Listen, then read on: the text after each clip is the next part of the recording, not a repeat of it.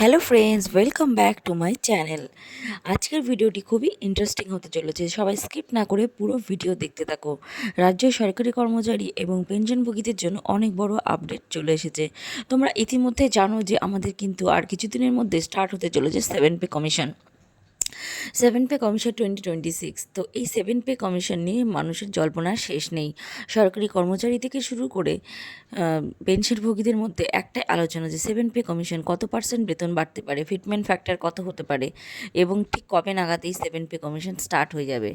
তো আমরা জানতে পেরেছি যে এই 7 পে কমিশন কিন্তু অলরেডি স্টার্ট হওয়ার দিকে, যেহেতু আমাদের পশ্চিমবঙ্গে নতুন সরকার গঠন হতে চলেছে।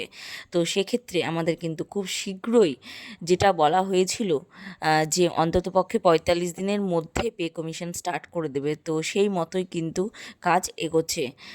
জানা যাচ্ছে যে আর মাত্র 42 দিনের মধ্যেই কিন্তু পে কমিশন স্টার্ট হয়ে যাবে। এবং সঙ্গে আরেকটি বড় খবর, যেটা কিন্তু অনেকে আশাই করেনি, যে সেন্ট্রাল হারে ডিএ, মানে পে কমিশনের সঙ্গে সঙ্গে কিন্তু রাজ্য সরকারি কর্মচারীদের জন্য আরও একটা বড় আপডেট চলে এসেছে। সেটা হচ্ছে সেন্ট্রালের হারে ডিএ দেওয়া হবে।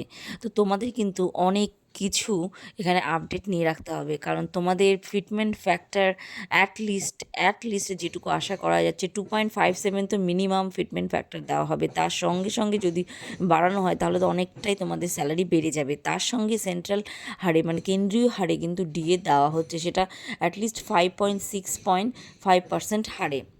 যেহেতু অলরেডি আমরা 22% ডিএ পাচ্ছি, কিন্তু তোমরা জানো যে এপ্রিল থেকে 4% ডিএ দেওয়ার কথা ছিল, সেটা কিন্তু দেয়নি। এই জন্য সেটা সামনে মাসে ডিএর সঙ্গে অ্যাড করে দিবে।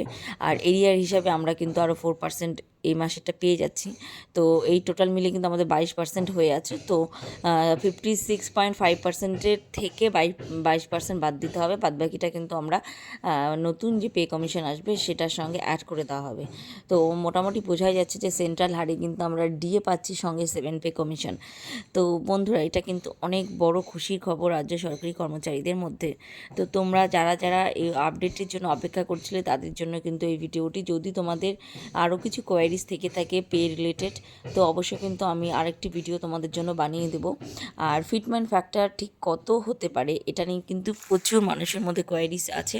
তো আমরা যেটুকু ভেবে চলতে হবে, যে যেটা আমাদের 6 পে কমিশনে পে ফিটমেন্ট ফ্যাক্টর ছিল, সেটা ছিল 2.57। তো এটা আমাদের মিনিমাম ফ্যাক্টর।